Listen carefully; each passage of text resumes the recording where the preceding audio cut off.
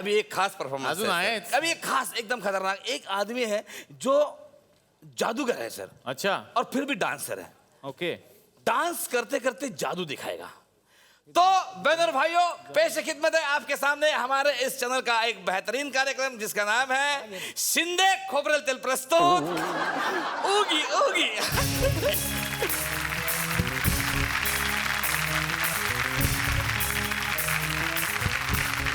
मैं डांसिकल जादू दिखाने वाला हूँ सर. डान्सिकल. क्लासिकल जादू. डांसिकल सर. डान्सिकल. डांसिकल जादू.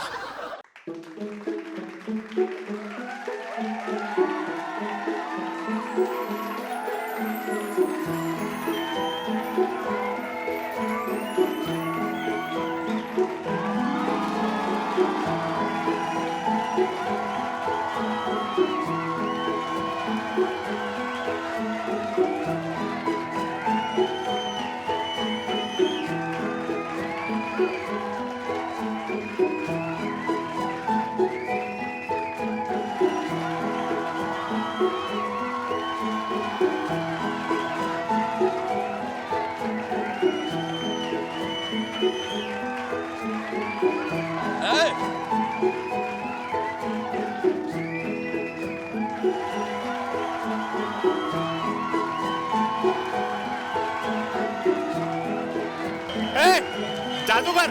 जादू जादू डान्स काय.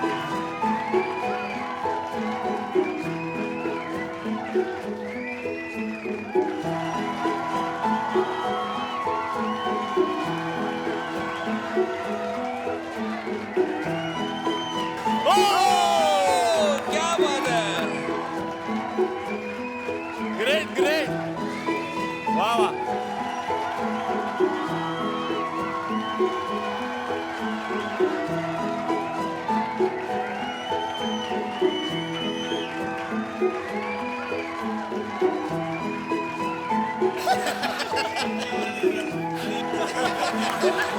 तुमचं काय आहे?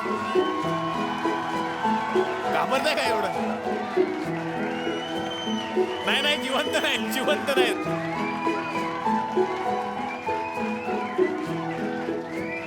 लाडूची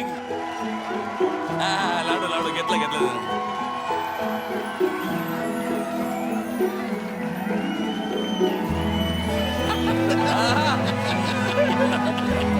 क्या बात आहे. अजून आहे अजून आहे.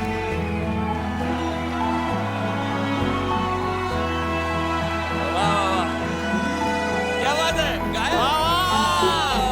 अजून एक अजून एक. और एक बार और एक बार.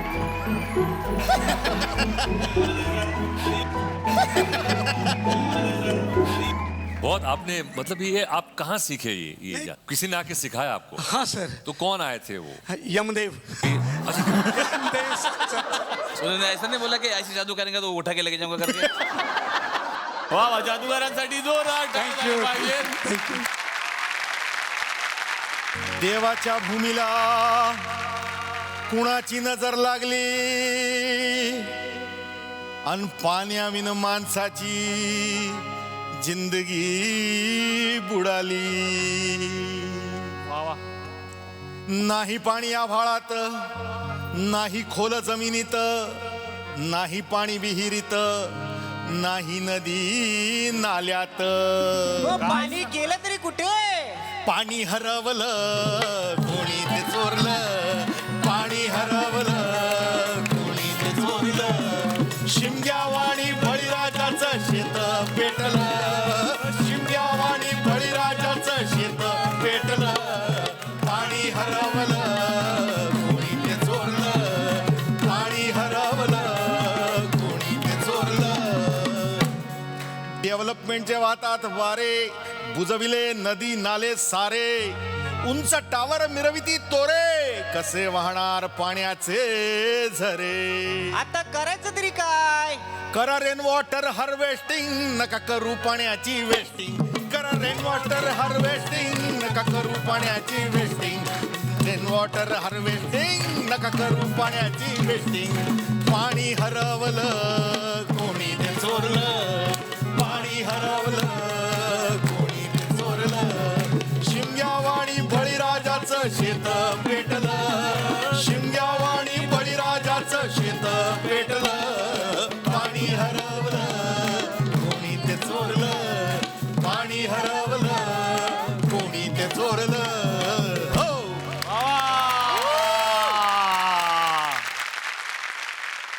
कट्यार काळजात घुसलीमधलं एक गाणं खूप गाजलंय, सूर निरागस हो. पण मी असं ऐकलंय की सूर निरागस हो या तुमच्या ओळी आहेत. हो, आता ते ह्यांचं मोठेपण आहे, सुबोधचं आणि शंकर महादेवन यांचं. कारण काय झालं की मी सुबोधनी मला म्हटलं होतं की हा पिक्चर करायचा म्हणून, आणि मी त्याला हो म्हटलं होतं, आणि मी खूप एक्सायटेड होतो कट्यार काळजात घुसली करण्यासाठी. आणि आम्ही पहिल्यांदा शंकरकडे गेलो आणि तो म्हणाला की मला एक काहीतरी तू पहिलं गाणं कंपोज करायला, गणपतीचं गाणं होतं, त्यामुळे पहिलं गाणं कंपोज करायला तू मला काहीतरी हे दे. आणि मी नुकताच स्क्रिप्ट ऐकून आलो होतो आणि मला त्या सगळ्या सिनेमाचा सार असा वाटला होता की सूर जो आहे तो निरागस झाला पाहिजे.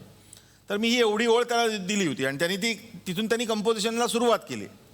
सूर निरागस हो असं त्यांनी ते याला सुरुवात केली होती.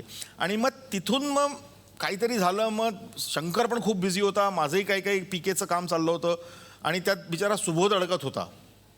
आणि मग त्यात त्या तारखा जमून काही आल्या नाही, आणि त्यानंतर मग ते गाणं त्यांनी पूर्ण केलं. मी त्या सिनेमातनं आपोआपच बाहेर पडलो, इच्छा नसताना सुद्धा.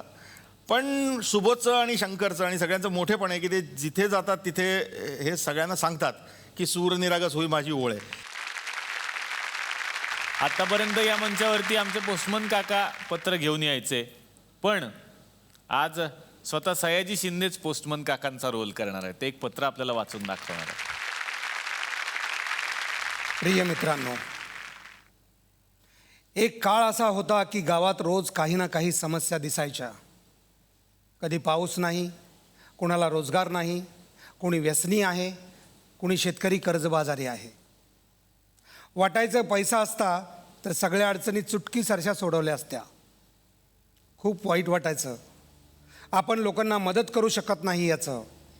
पण खरं सांगू, वाईट वाटून घ्यायचं कारण नाही. या समस्या पैशाने सुटणार नाहीत.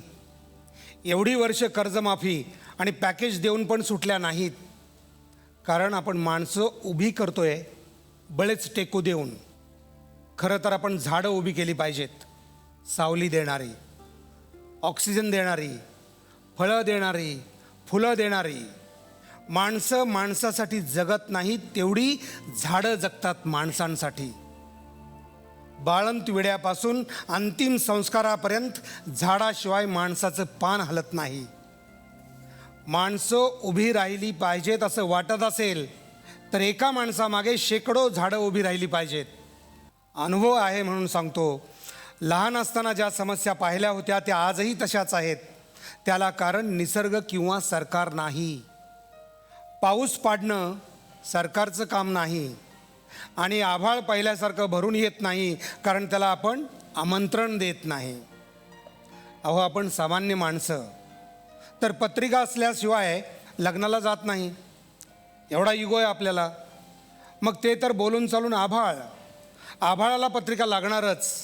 आणि आभाळाची पत्रिका आपल्यासारखी मामाच्या लग्नाला यायचं हां अशी 50 नावं लिहिलेली नसते.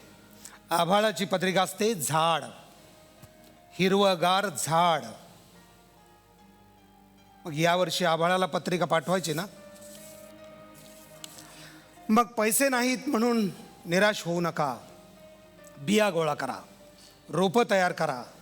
श्रमदान करायची तयारी असेल तर नक्की संपर्क करा. आपण 1-2 झाडं नाही, अख्खी देवराई उभी करतोय. सह्याद्री देवराई. एरवी हिमालयाच्या मदतीला धावून जाणारा म्हणून ओळख आहे सह्याद्रीची. यावेळी आपल्या माणसांसाठी सह्याद्री उभा राहणार आहे. एक संपन्न आणि समृद्ध देवराई म्हणून सह्याद्री देवराई किमान एक तरी झाड तुमचं असणार याची मला खात्री आहे. तुम्हाला जसं आवडेल तसं सहभागी व्हा. आता नुसतंच नाही झाड जगवायचं, स्वतःच उगवायचं आपल्या मातीत. आणि तुमचं सगळ्यांचं स्वागत आहे येत्या 11 जूनला सह्याद्री देवराई मान तालुक्यातल्या दिवडी गावात. बिया आणि रोपं घेऊन या, आपण सुरुवात करूया, सगळे सुरुवात करूया.